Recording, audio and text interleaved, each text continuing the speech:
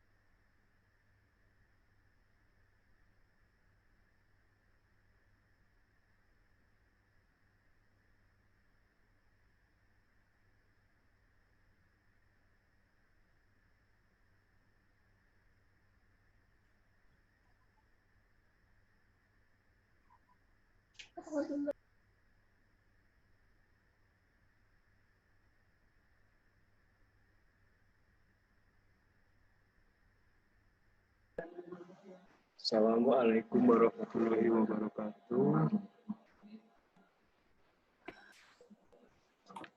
Waalaikumsalam warahmatullahi wabarakatuh.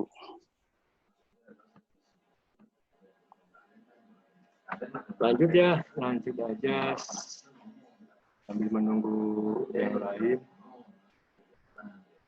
Lanjut ke penilaian kinerja.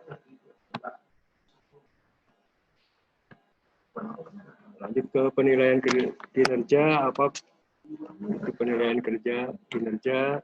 Ada beberapa ahli.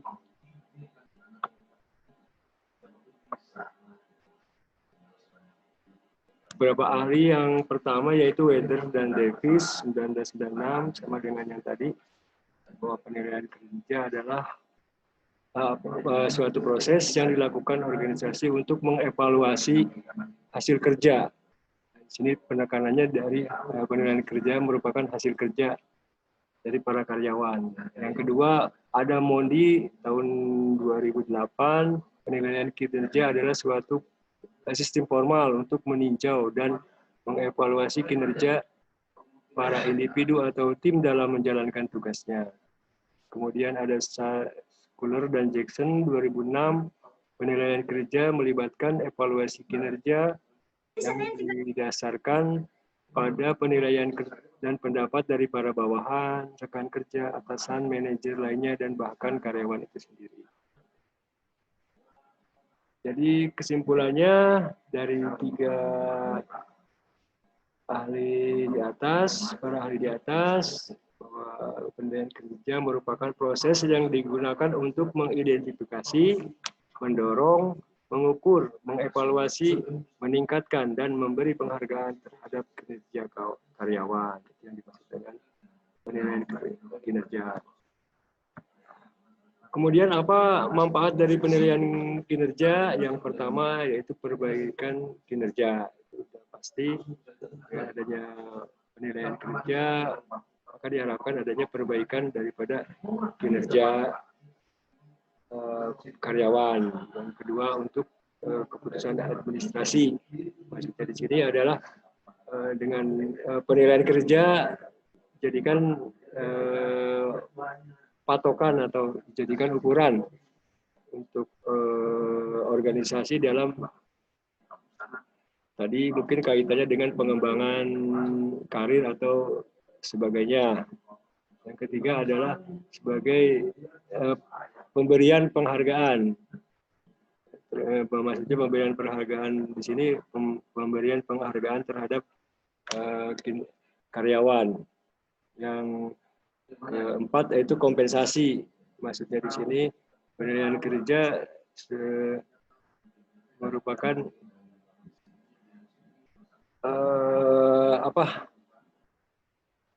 tolak ukur, bukan tolak ukur, jadi sebagai dasar untuk pemberian kompensasi berupa gaji atau mungkin tunjangan-tunjangan lain.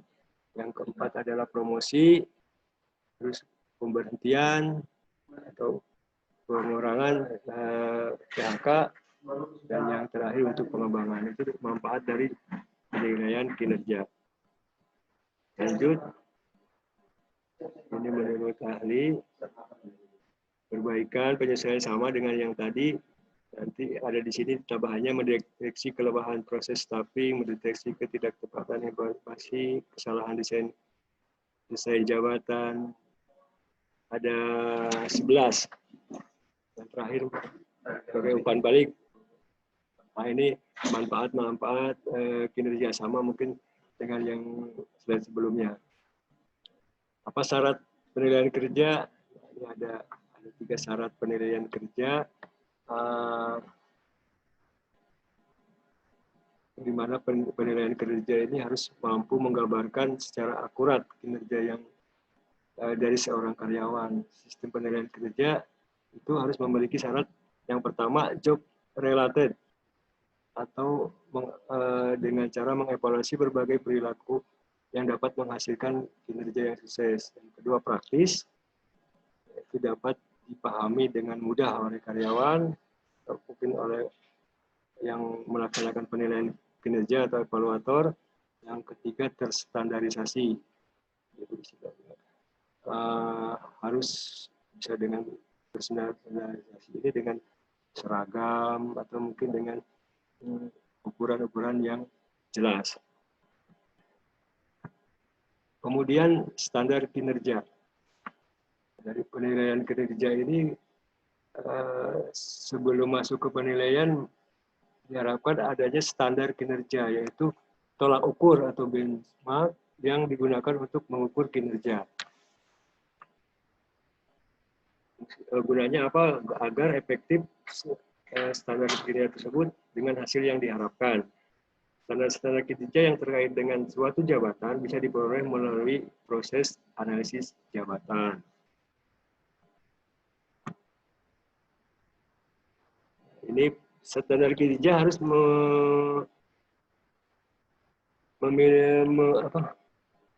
memiliki standar, ada istilahnya prinsip SMART, specific, measure, achievable, result oriented, sama yang terakhir time frame. Spesifik, bahwa standar kinerja itu harus jelas dan rinci.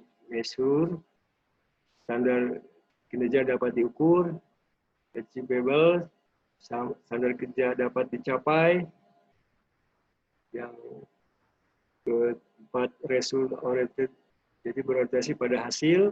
Dan yang kelima, time frame, jelas jangka waktu pencapaiannya. Ini jadi prinsip SMART. Jadi specific, measure, achievable, result oriented, dan time frame. Selain standar kinerja, ada juga ukuran kinerja atau performance measure, yaitu nilai atau peringkat yang digunakan untuk mengevaluasi kinerja.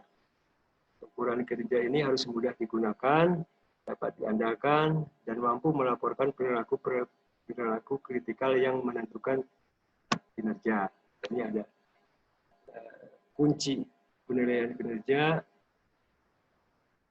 Yang pertama adalah aspek result atau aspek hasil, disingkat dengan istilahnya KPI, itu singkatannya yaitu Key Performance Indicator. Yang kedua, aspek kompetisi atau kompetisi dan perilaku. Kedua, kunci penilaian kerja itu nantinya akan dijadikan sebagai dasar dalam penilaian kerja atau performance apresial. Aspek result menggambarkan aspek hasil result atau hasil kerja karyawan. Pengukurannya dilakukan melalui penyusunan KPI atau Key Performance Indicator karyawan tersebut. Yang kedua, aspek kompetensi menggambarkan aspek kompetensi atau kecakapan yang perlu dimiliki oleh karyawan agar mampu menghasilkan kinerja yang optimal. Ini cara menghitungnya seperti ini. Mungkin sebelumnya saya ingin gambarkan dulu bagaimana KPU itu, dan nanti mungkin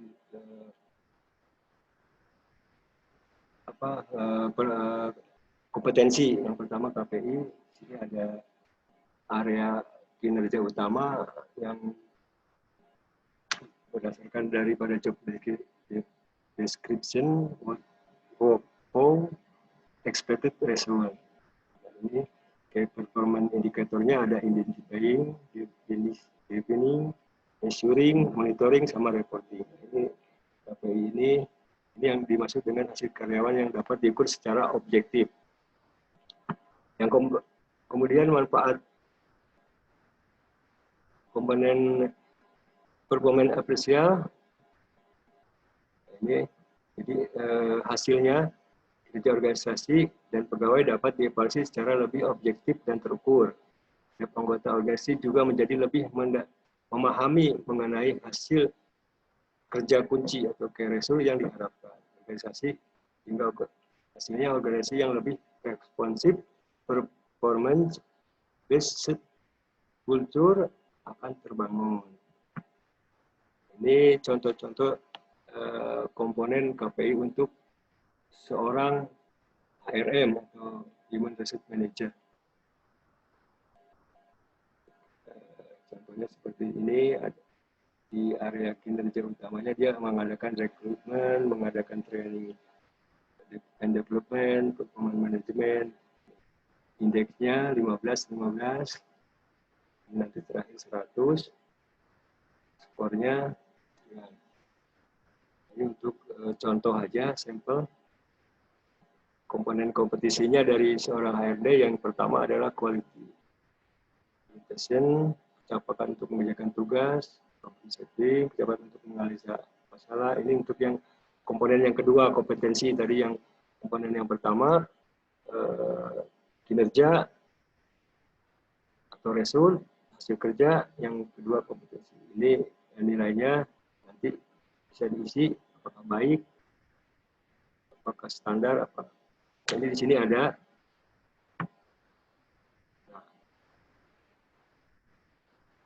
contoh pengisiannya seperti ini.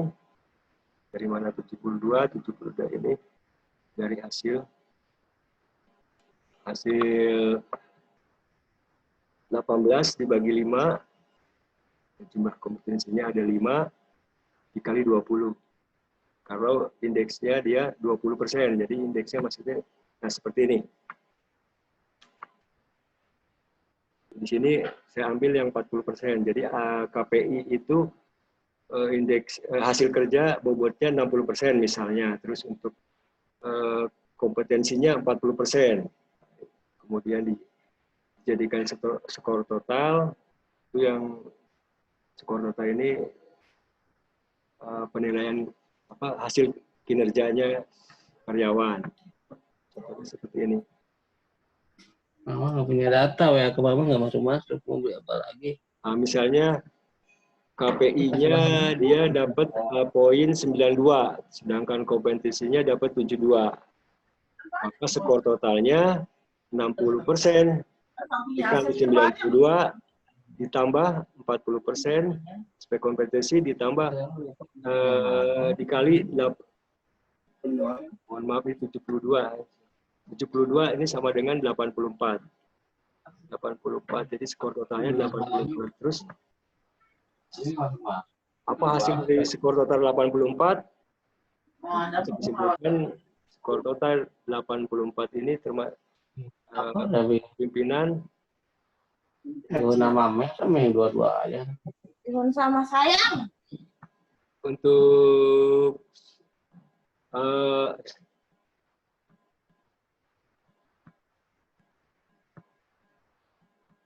Untuk pimpinan, jadi bisa dia mengambil kesimpulan sebagai berikut.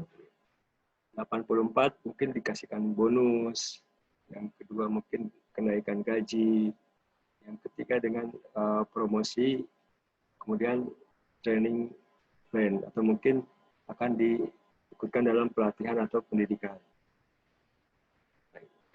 Itu contoh dalam penilaian kinerja, tadi ada 2 aspek, saya ambil itu aja untuk cara penilaian kinerja yang paling mudah istilahnya, dan masih relevan, masih bisa digunakan. Yang penting tadi standar-standar daripada contoh ini mungkin nanti bisa dipelajari. Ini contohnya HRD, area kerjanya apa saja, hasil kerjanya bagaimana. Di sini kan ada ini bobotnya sekian, targetnya bagaimana, skornya berapa. Jadi diambil 92. Ini contohnya. Kemudian yang kedua adalah kompetensi. Ini cara pengisiannya. Nilainya 4, 4, 4, 3, 2, 3, 18. Karena ada 5 kategori, bagi 5 dikali 20. Ini yang untuk 20%. Dikalikan 20. Maksudnya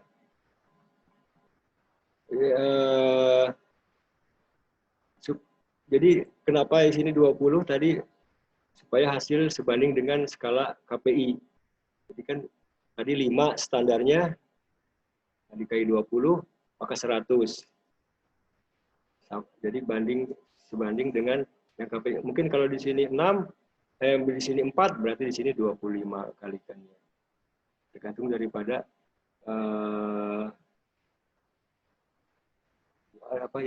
persyaratan standar kompetensi ini. Ada berapa kriteria.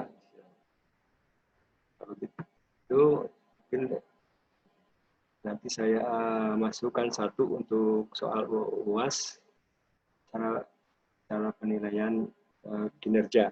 Contoh cara menghitung penilaian seperti biasa kemarin saya masukkan untuk perencanaan MSDM, cara berapa orang yang harus direkrut. Nah, ini untuk yang UAS depan, satu ini saya mau ambil tentang cara penilaian kerja berdasarkan tadi bobot. Nanti bobotnya saya tentukan, untuk nilainya silahkan ataupun mungkin bobotnya biar lebih cepat bisa sendiri. Nanti saya koordinasi dulu dengan Ibu Susi bagaimana ininya. Seperti itu. Ini hati-hati aja, mungkin ini nanti dipelajari lagi lebih di rumah, mungkin masing-masing silakan dipelajari lagi bagaimana cara membuat penilaian kinerja berdasarkan aspek result dan aspek kompetensi dengan bobot. Untuk bobotnya silakan nanti mau, yang penting kalau melihat dari sini aspek hasil kerja lebih besar daripada aspek kompetensi. Nah, untuk skor totalnya silakan, kalau 84 berarti ini sudah baik, berarti bisa dikasihkan bonus, kenaikan dan sebagainya.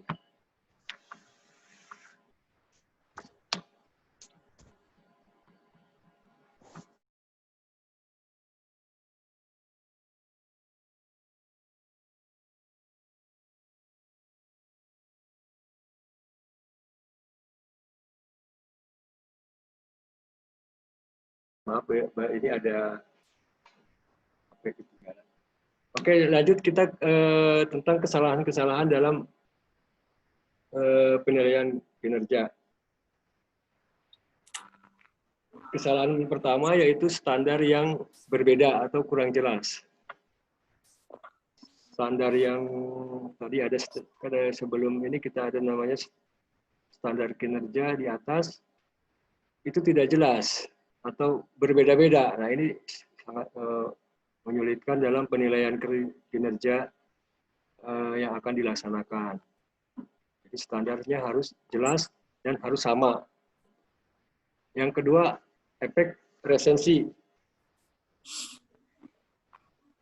Efek resensi maksudnya terpaku pada prestasi terbaru. Maksudnya begini, dalam banyak program perilaku yang paling baru atau dari karyawan dinilai mewarnai penilaian. Maksudnya begini, misalnya karyawan itu dari tahun mungkin dari awal bulan, penilaian dilaksanakan di Desember mungkin. Dari bulan Januari sampai bulan Agustus dia tidak baik. Begitu bulan September, Oktober, November mendekati penilaian kinerja, dia berbuat baik. Nah, itu adalah efek resensi. Harusnya tidak seperti itu. Jadi penilaian harus tetap dilaksanakan mulai dari bulan Januari. Nah, itu nanti termasuk ke dalam standar itu ada di dalam standar nomor 1. Jadi standarnya harus jelas. Kalau emang dari Februari, maka penilaian dari Februari. Jadi tidak efek resensi ini biasanya hanya melihat ujungnya saja. Gitu. Itu mengakibatkan kesalahan dalam penilaian. Yang ketiga yaitu kecenderungan memusat atau sentral. Jadi ada penilaian yang enggan memberi penilaian kinerja bawahan, baik atau buruk, sehingga memberikan penilaian rata-rata. Nah, ini jadi terpusat. Walaupun kinerjanya bervariasi, tapi dirata-ratakan. Nah, ini tidak boleh seperti itu. Jadi penilaian kinerja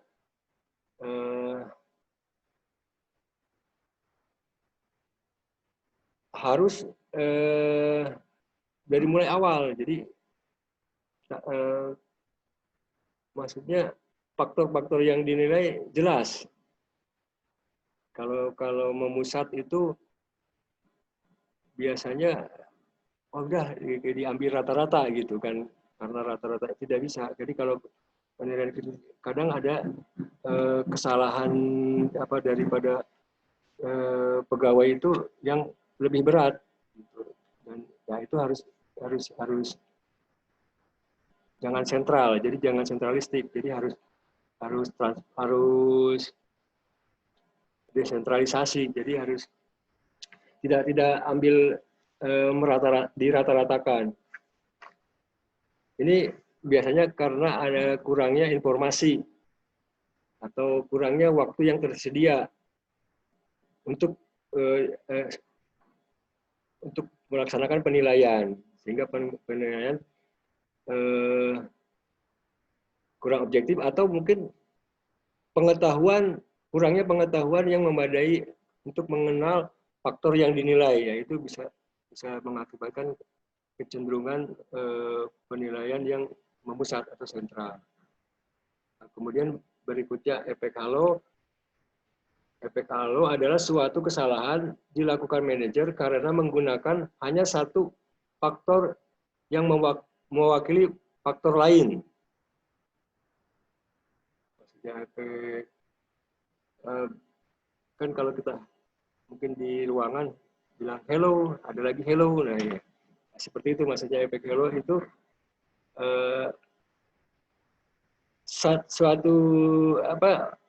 hanya satu faktor yang mewakili faktor lain untuk mengambil keputusan atau menentukan kinerja seseorang. Contohnya seorang karyawan yang memiliki kesetiaan tinggi, manajer memberikan penilaian tinggi tanpa memperhatikan faktor lain atau mungkin saja seorang karyawan yang baik tersebut belum tentu baik pada faktor lain, seperti mungkin daripada kuantitas atau kualitas hasil pekerjaannya. Memang sih jarang seorang yang baik atau buruk dalam semua faktor pekerjaan, tetapi seorang karyawan baik atau buruk pada suatu tertentu perlu dipertimbangkan atas faktor lain sebelum memutuskan dalam penilaian kinerja. Maksudnya begitu. Jadi tidak kebalikan daripada presensi tadi. Tapi kalau jadi hanya mungkin bukan kebalikan, malah hampir sama. Jadi tapi kalau presensi lebih sifatnya ke yang terakhir gitu. Kalau efek halo ini bisa yang awal. Jadi kalau awalnya buruk dia bilang buruk, padahal akhirnya baik. Ini jangan tidak boleh merupakan suatu kesalahan dalam penilaian. Yang kelima yaitu terlalu longgar atau terlalu ketat. Penilaiannya ini tadi maksudnya terlalu ketat itu penilaiannya, kriterianya susah gitu. Atau mungkin terlalu longgar, penilaiannya terlalu mudah. Nah, itu nggak boleh. Jadi harus seimbang, harus di tengah-tengah. Tidak terlalu longgar ataupun tidak terlalu ketat. Yang keenam, prasangka. Nah, ini lebih bersifat pribadi. Seorang yang memberikan penilaian biasanya dia mempunyai sifat prasangka yang buruk, atau mungkin biasanya prasangka itu lebih ke negatif. Nah, itu tidak boleh prasangka.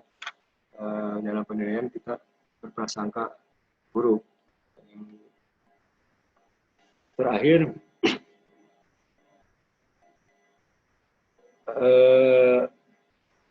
kesalahan kontras. Nah, ini kesalahan kontras tadi mungkin lebih mirip-mirip dengan yang efek presensi atau efek halo, karena di beberapa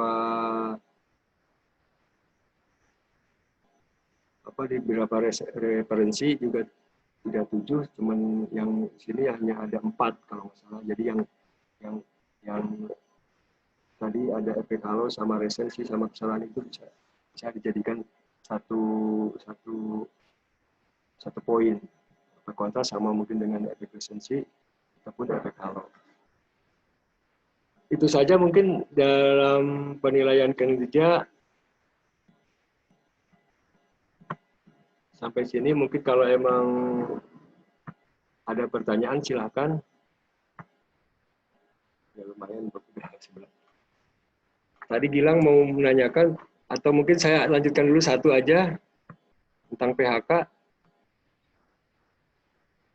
Ya Pak, boleh Pak dilanjut dulu aja. Nah, oke, nanti biar kita bahasnya, kalau mau emang bahas yang lain bisa. Oke, sebentar saya cari dulu. Ya siap Pak.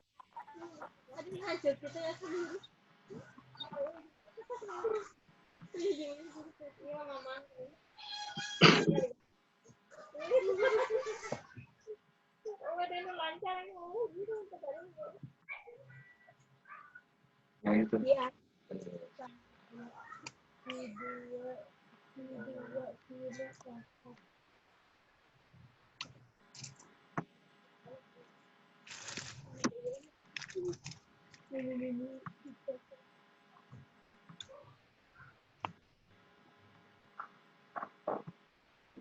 Nah, ini lanjut ke yang terakhir tentang pemutusan hubungan kerja. Jadi tadi kita sudah bahas yang pertama perencanaan dan pengembangan karir, kemudian penilaian kinerja, dan yang terakhir mungkin ini juga yang akhir daripada ujungnya manajemen sumber daya manusia, yaitu tentang pemutusan hubungan kerja. Karena kita lanjut dulu. Nah, pemutusan hubungan kerja ini artinya pemberhentian seorang karyawan dengan suatu organisasi perusahaan. Dengan pemberhentian berarti berakhir keterikatan kerja karyawan terhadap perusahaan atau karyawan terhadap organisasi. Penyebab terjadinya pemberhentian karyawan yang pertama adanya undang-undang, kemudian dari perusahaan itu sendiri, adanya pensiun, karyawan yang bersangkutan juga bisa jadi penyebabnya, kesehatan karyawan, meninggal dunia, ataupun perusahaan yang dilikuidasi. Apa yang termasuk dengan undang-undang, misalnya di dalam undang-undang itu menyebutkan bahwa karyawan anak-anak tidak boleh untuk dijadikan karyawan. Nah, itu. Atau mungkin karyawan warga negara asing atau karyawan tersebut terlibat organisasi terlarang. Nah, itu yang termasuk ke dalam penyebabnya daripada undang-undang. Yang kedua, keinginan perusahaan. Itu contohnya, bukan contohnya. Poinnya yang pertama, perusahaan tidak mampu lagi menyelesaikan pekerjaan. Maksudnya gini,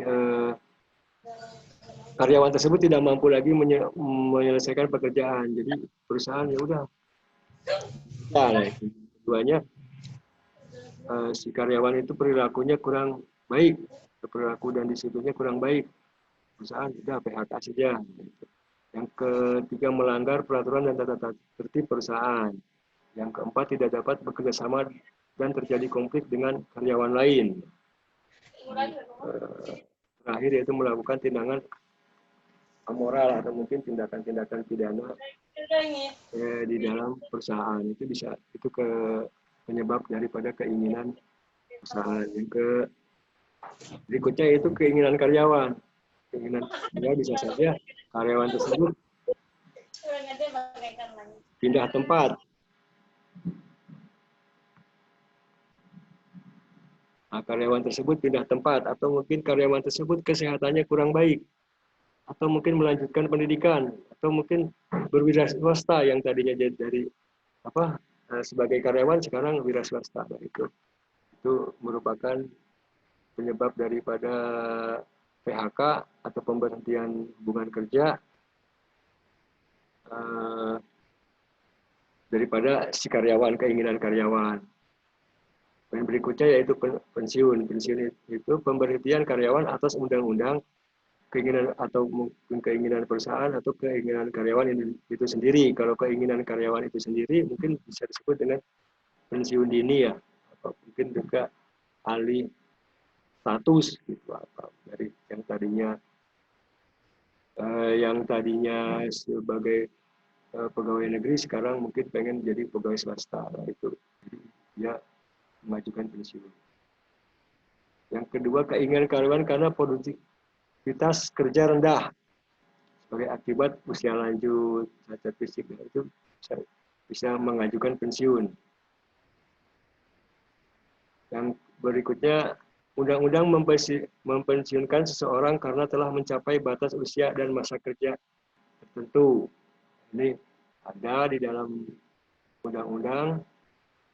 Kalau mungkin untuk PNS itu golongan 2, 1 dan 2 itu 48, untuk golongan 3 56.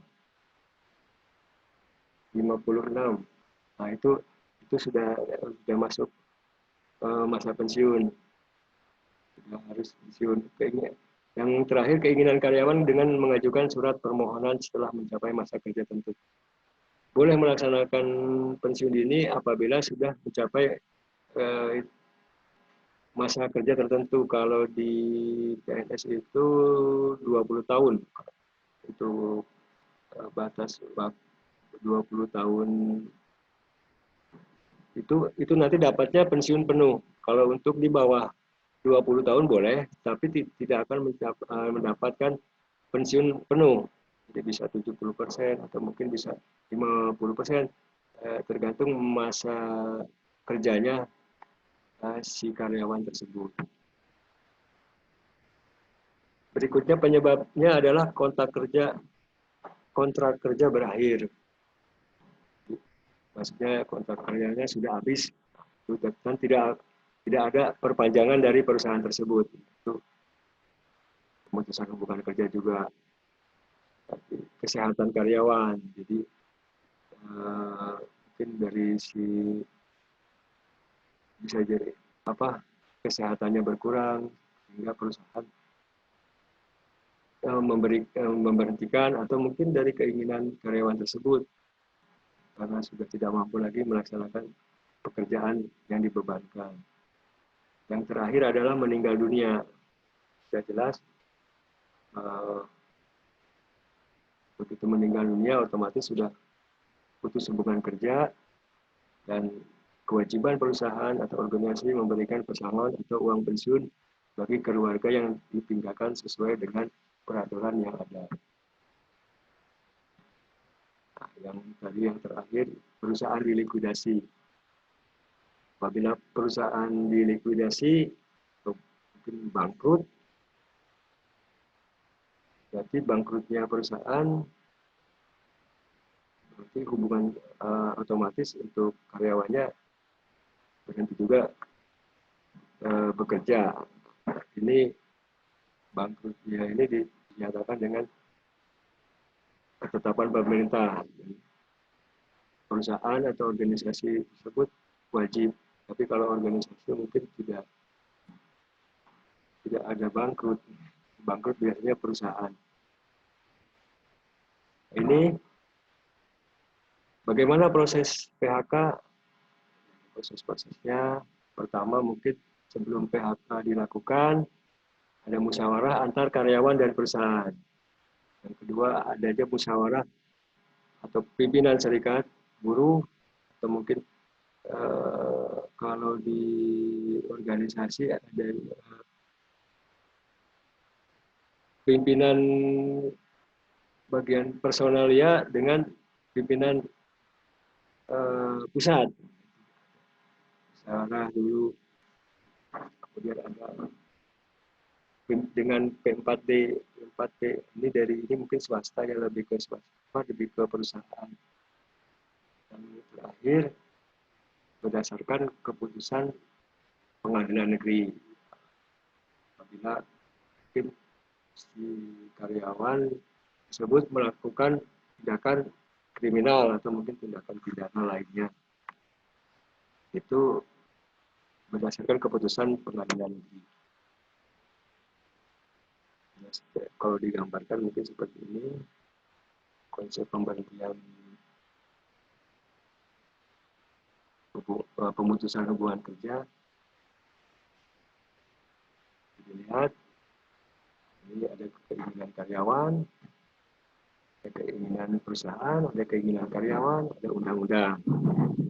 Ini pemberhentiannya berarti kalau keinginan kalau ini ada uang pesangon. Ini juga bisa penyebabnya mungkin penyebab lain. Ini juga bisa pensiun, status karyawan, mungkin status karyawan di sini ini ada dibahas di belakang. Kita lanjut saja. Nah ini status karyawan, ada karyawan honorer, karyawan kontrak, karyawan tetap, karyawan percobaan. Ini yang konsep status karyawan. Status karyawan itu mungkin kalau kontrak, setelah habis kontraknya, kalau karyawan tetap mana, seperti pensiun, karyawan honorer juga mungkin bisa pensiun atau bisa berhenti sebagai honorer, atau mungkin karyawan percobaan bisa. Ini karyawan percobaan mungkin apa ya, lebih sama mungkin, tapi dia tidak mendapatkan upah atau mungkin kompensasi yang standar. Kalau honorer kan ada standar. Itu saja mungkin sedikit tentang pemutusan hubungan kerja. Ada waktu silakan mungkin sampai jam 2 atau mungkin lebih, silakan sampai apabila ada pertanyaan, karena ini pertemuan terakhir, mungkin ada yang ingin disampaikan atau mungkin ada yang belum dibahas tentang MSDM. Nanti kalau emang mudah-mudahan ya bisa ketemu lagi di lain mata kuliah. Belum kita takutnya tidak ketemu, silakan mungkin ada yang mau bertanya bebas mau tentang tadi kompensasi apa PHK ataupun tentang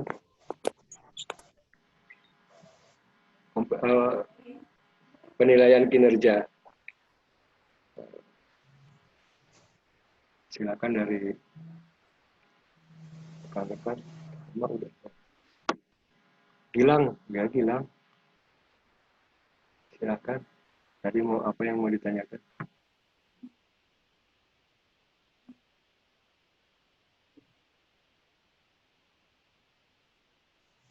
Ya Pak.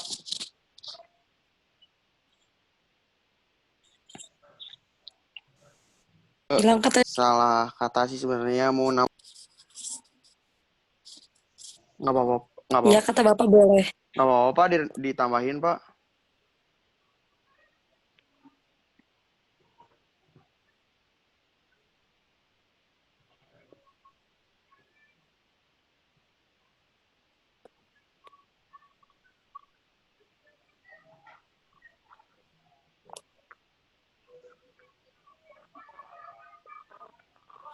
Bapaknya mute. Yoi, Masuk, lanjut Pak. Kirain ya lah, silakan ditambahkan. Sedikit apa banyak? eh, sedang aja apalah. Silakan. Kalau soal yang tadi ini jenjang kerja ya Pak, karir. Kalau yang dari data yang saya dapat tahun 2008 sampai 2013 atau 14, jika ada investor yang masuk dengan modal 1 triliun itu bisa menghasilkan lapangan kerja sampai 132.000 orang per 2008 sampai 2013 atau 14. Tapi kalau uang 1 triliun pada zaman sekarang itu hanya bisa menampung sekitar di bawah 100.000 lah, 90.000-an kalau tidak salah. Jadi emang kalau jenjang karir untuk kedepannya emang betul kata Bapak tadi itu bakal sedikit demi sedikit digantikan oleh robotik. Namun kan pemerintah Pak, maaf ya, nyambung ke Omnibus Law.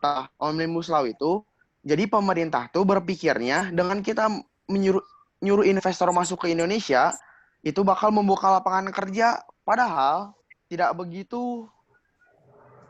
Jadi kalau yang menurut data yang saya dapat tuh, jadi pemerintah tuh memakai cara berpikir yang lama. Dengan banyaknya investor yang masuk, bakal banyak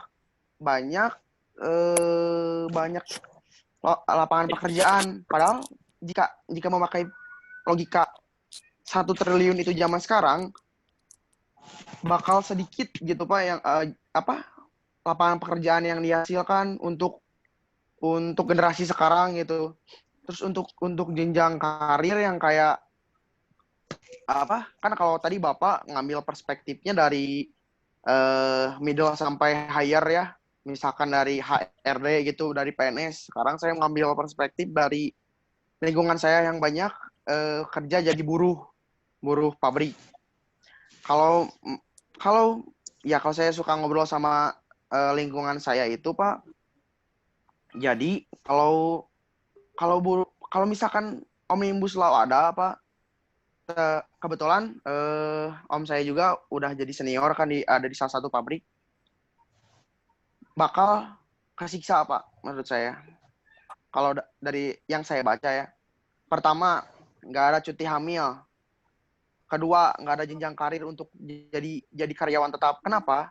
Karena sistemnya kayak outsourcing Pak, terus kontrak dan harian lepas. Ya investor banyak tapi buruh yang ditindas. Yang ketiga, kalau untuk pesangon Pak, untuk pesangon kalau Omnibus Law diadakan Pak, bisa jadi jika suatu perusahaan memecat seseorang, dia tidak akan bertanggung jawab untuk ngasih pesangon. Bisa jadi seperti itu tanpa ada maksudnya si karyawan itu tuh punya masalah kriminal gitu. Maksudnya dia tuh dipecat aja. Kayak contohnya kemarin aja Pak. Kata Bapak kan ngomong tadi kalau misalkan suatu pemecatan ya karyawan itu harus ada musyawarah dengan banyak orang.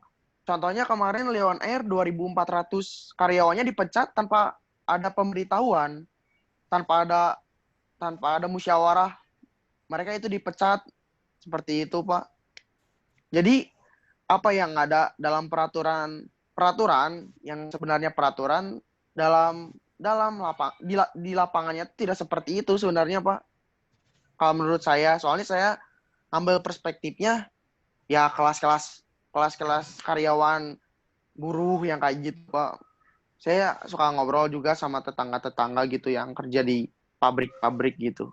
Mungkin seperti itu.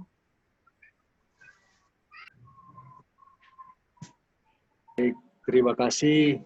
Nah, sebelum ya pertanyaan yang bagus ya ini mungkin, dan juga tambahan juga ya bagus juga. Silakan mungkin ada tanggapan dulu sebelum saya jawab.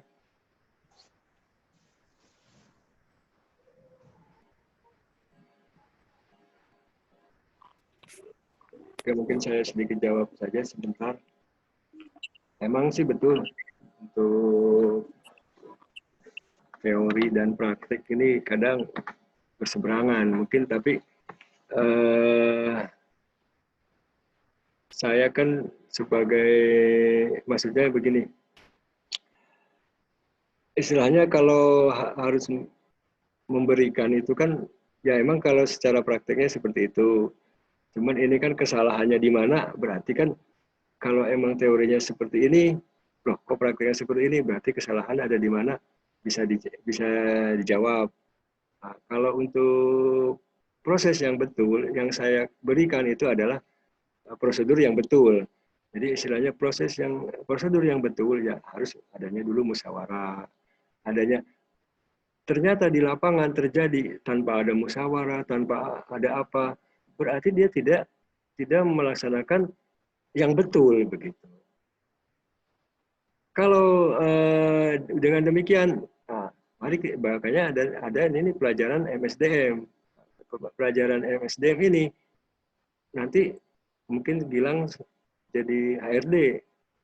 Oh, kata si Bapak kalau mau pecat harus PHK, harus musyawarah dulu. Mungkin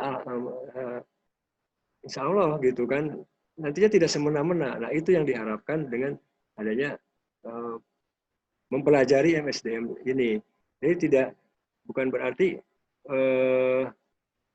yang di lapangan itu betul gitu kan, itu prakteknya emang seperti itu. Tapi kalau bisa nanti kita sebagai setelah menjadi seorang yang HRD atau mungkin seorang ini, kita beri praktekkan yang betulnya. Dengan tadi mungkin dengan musyawarah, dengan apa, nantinya kan tidak akan menimbulkan masalah ke depan. Kalau tadi tanpa musyawarah, nanti kan akhirnya menimbulkan masalah lagi. Jadi mencari masalah, menyelesaikan masalah tanpa masalah. Kalau dengan musyawarah, ternyata oh sudah dengan musyawarah hasilnya seperti ini. Si karyawan menerima, si perusahaan menerima, kedepannya tidak ada permasalahan lebih lanjut. Tapi kalau tadi tanpa ada ini, akhirnya nanti demo atau mungkin apa, itu akan menimbulkan masalah lagi. Diharapkan dengan mempelajari MSDM yang betul, ini loh yang betul. Diharapkan, oh saya sebagai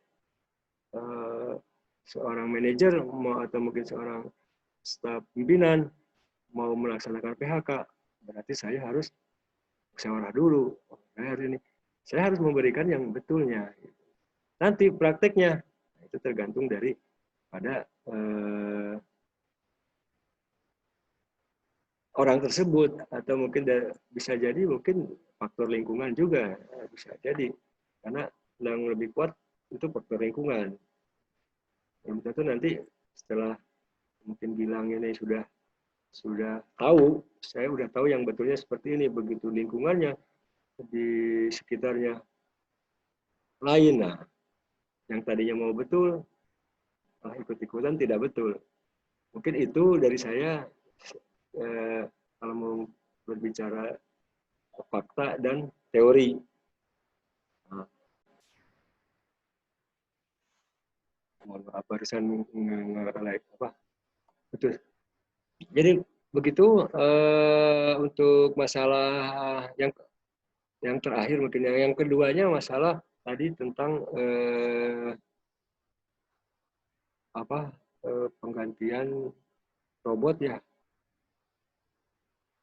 akan digantikan sama mesin gitu investasinya.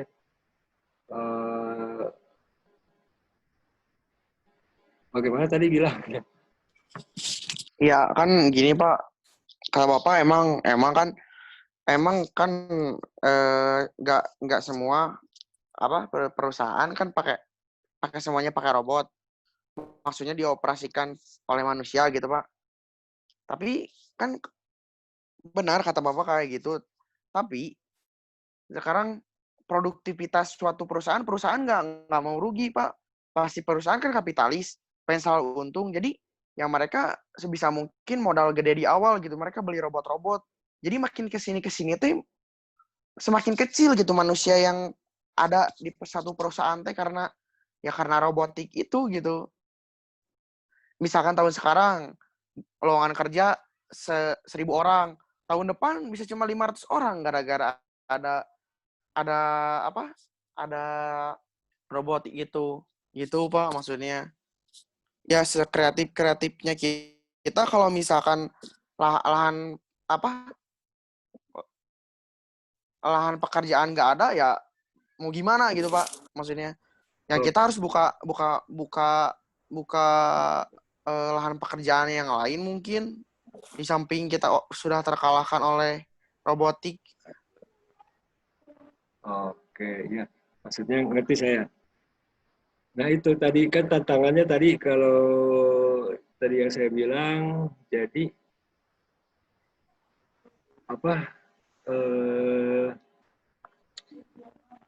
dengan adanya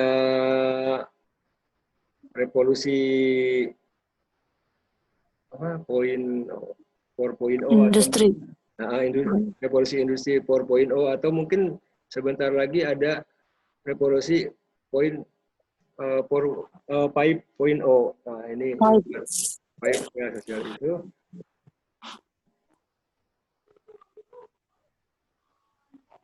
Sebentar. Nah, di sini saya sudah ini. Nah,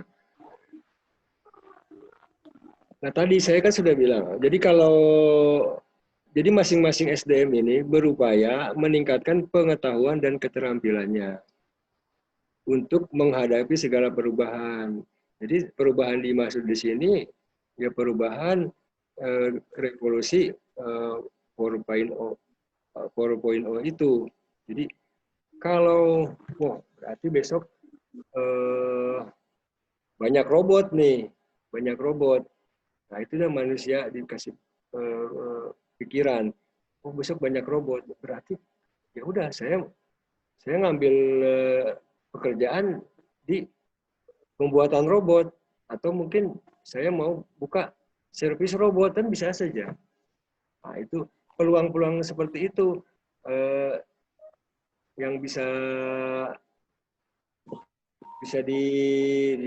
istilahnya bisa ditempuh. Jadi peluang sekecil apapun kita bisa lihat. Jadi ini besok banyak robot. Nah, apa nih robot ini kelemahannya? Apa ini robot ini? Bagaimana robot ini bekerjanya? Kita cari. Ya udah, saya bikin software yang bisa menggerakkan robot atau mungkin kita bikin apa? Kita cari itu. Jadi kreativitas yang di sini yang dituntut, dihadapkan dengan mungkin kalau dulu orang mungkin nggak berpikir Aqua itu bakal laku kan, jualan air kan orang. Nah ternyata kan sekarang Aqua air bisa dijual gitu kan. Nah seperti itu. Jadi isinya ke depan kita tidak tahu makanya terus diikuti perkembangan ini dengan meningkatkan kreativitas apa yang bisa diambil daripada kondisi saat ini gitu. Jangan sekarang wah besok robot berarti kita ini udah, jangan pesimis, tetap harus optimis. Oh berarti robot nanti kan 1, 2, 3 tahun rusak atau mungkin, nah saya jadi teknisi di perbaikan robot, bisa cari peluang-peluang sekecil apapun untuk bisa dijadikan pekerjaan, atau mungkin tidak terpaku di perusahaan atau di kita sebagai karyawan, kita bisa berwira swasta apapun, karena kan tidak mungkin sekarang walaupun semua robot tetap aja yang manusianya kan perlu makan, perlu apa, kita juga ini pokoknya enggak makanan kesukaan putri apa? Silakan. Ayam. Seperti itu mungkin Gilang. Jadi istilahnya yang di sini dituntut adalah kreativitas. Jadi kita jangan pesimis, kita harus tetap optimis walaupun itu banyak mungkin yang sekarang kita bayangkan tidak mungkin bisa, atau kita pacu kreativitasnya apa. Oh ada ini peluangnya, ini masuk kita ke situ. Oh peluangnya ini masuk kita ke situ. Jadi bisa dicari peluang sekecil apapun, kita harus tetap cari. Insya Allah dengan demikian apapun yang istilahnya sudah tertutup mungkin, maka dengan adanya peluang bisa terbuka kembali. Mungkin itu, mungkin ada yang menambahkan silakan, atau mungkin ada yang masih ditanyakan. Ya, Pak, sudah cukup, Pak.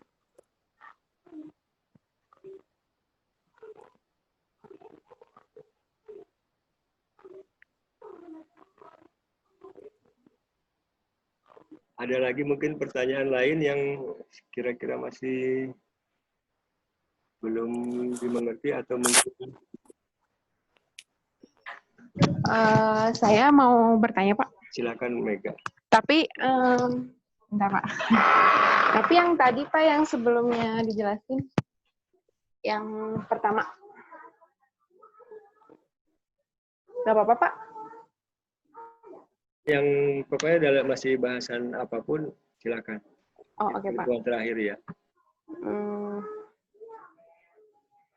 Ya, benar. Pak tadi udah nyatet. Oke, Pak. Pertanyaannya itu gini. Karir kita, jenjang karir kita itu sebenarnya tuh tanggung jawab siapa, Pak? Kita sebagai karyawan atau perusahaan? Ketika misalnya kita bekerja sudah lama, dan juga memastikan langkah karir kita ini udah benar, udah baik, tapi tidak ada juga promosi gitu, Pak. Sementara dialog itu harus ada antara keduanya, Pak. Itu tuh harus ya, Pak. Seperti yang Bapak omongin. Saya mau nggak nyeritain tentang saya ya, Pak. Ini mau nggak. Kirain curhat. Enggak. Wah, iya mah. Sementara dialog itu harus, Pak, dalam artian karyawan bertanya, perusahaan wajib menjawab. Sementara perusahaan tidak memenuhi kewajiban tersebut. Nah, menurut Bapak, ini teh untuk selanjutnya, apakah kita selanjutnya harus stay atau pergi gitu? Menurut Bapak gimana? Tanggung jawab jenjang karir itu ada pada perusahaan atau ada pada kita? Atau saling gitu, Pak? Curhat. Enggak, saya mah nggak curhat. Oke. Terima kasih pertanyaannya. Tadi mungkin saya mengulas balik ya dari yang tentang tadi penilaian kinerja, penilaian karir dan itu. Sebentar.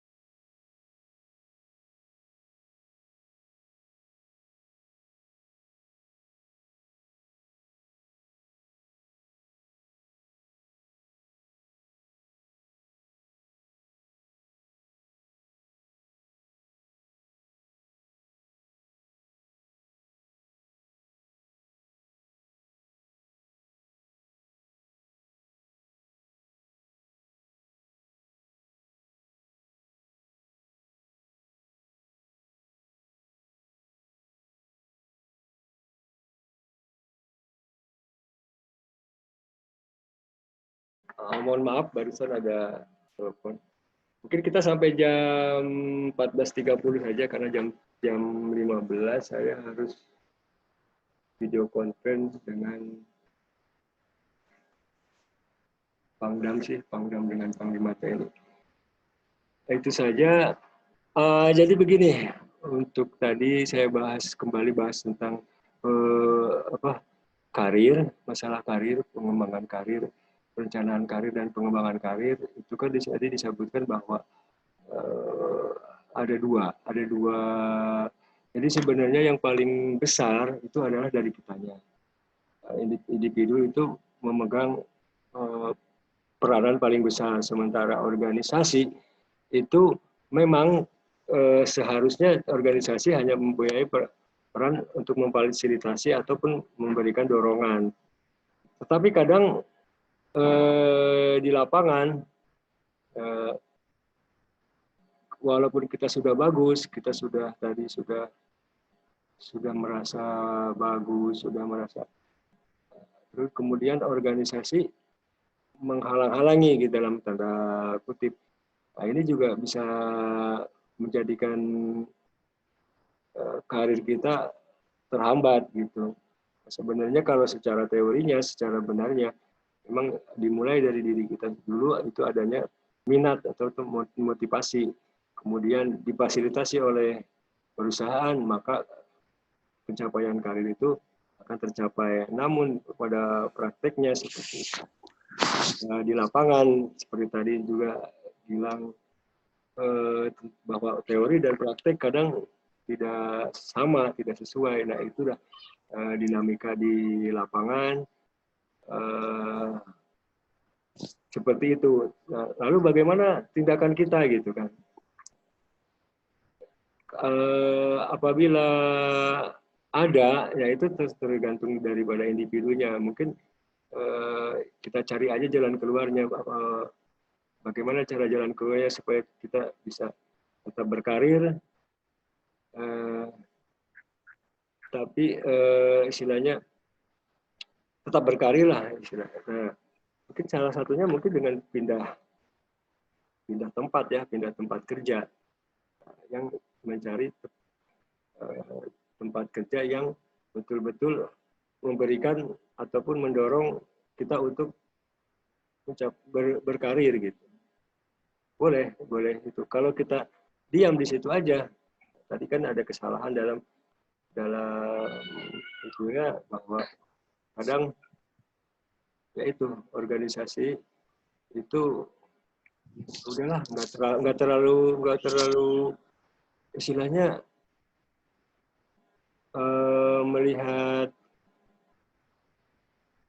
karyawan itu udah nggak terlalu malah melihat tidak adil gitu, berbuat tidak adil, yang tidak berkompetensi, malah ini kan ada juga. Nah, kalau perusahaan begitu itu lebih baik pindah saja. Kalau memang nantinya kita malah di situ malah gitu-gitu terus gitu, karena kita sudah dicap ataupun sudah ditandain dalam ya, ditandai gitu, kita itu tidak bisa karir kita sudah dihambat. Mungkin seperti itu. Mungkin saran saya ya itu tadi, mungkin bisa pindah, ataupun kalau mau bertahan bisa bertahan dulu beberapa saat, tidak ada perkembangan, baru kita ambil tindakan untuk pindah. Mungkin itu, karena kalau kita paksakan juga di situ ya, setelah kita coba, kita bertahan, ya malah hanya yang nantinya stroke, istilahnya seperti itu. Silakan. Berarti mungkin. kembali ke niat awal diri masing-masing lagi apa ya? Niat menjadi pekerja itu, apakah untuk sekedar memenuhi kebutuhan atau memang untuk mengembangkan diri gitu ya Pak ya? Betul. Kadang begini ya, kadang pekerjaan itu ada yang hobi, tapi ada yang juga karena tidak ada kerjaan lain gitu. Maksudnya saya pengennya jadi ini, tiba-tiba kok bisa jadi ini. Nah, itu ada. Atau mungkin Emang cita-cita dari awal memang ke situ gitu. Nah, itu ada juga. Tapi apapun nanti yang didapat ya coba dijalani. Kita penyesuaian diri, kita apa ya itu dari dirinya sendiri. Mumpung masih muda, istilahnya mumpung masih lihat juga kalau emang nanti kita mah pengen cari di level aman saja di sini sudah itu tergantung, atau mungkin kalau nanti pindah belum tentu. Nah, kita juga pertimbangkan itu. Jadi kita cari baiknya di mana. Kalaupun pindah nanti dari awal lagi ya nggak salah kalau begitu gitu. Kalaupun nanti pindah ya harus lebih baik.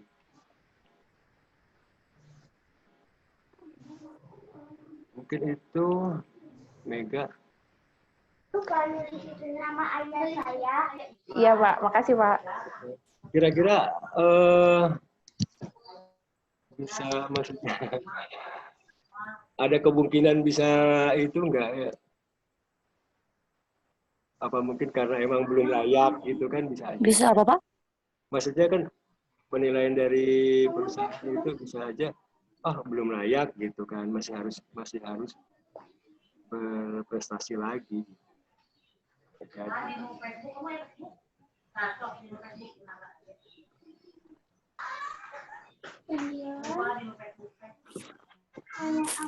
bagaimana, udah bisa diterima? Udah, Pak. Makasih, Pak. Oke. Lain mungkin tinggal berapa?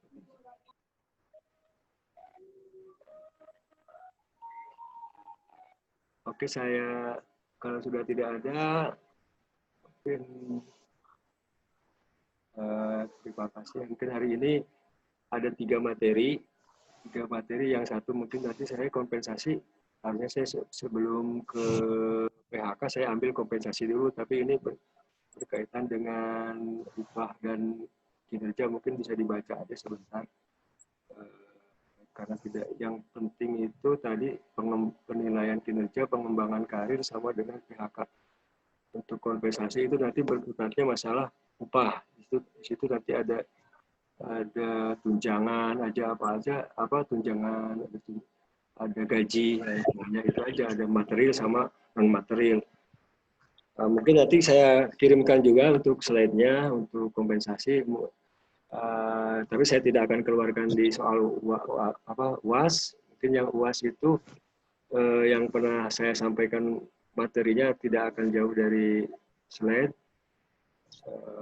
Tapi kalau emang mau pengembangan nanti, misalnya di situ saya tidak menyebutkan berdasarkan ini, tapi saya masukkan pada jawaban di UAS dimasukkan lebih bagus, nanti ada penilaian masing-masing.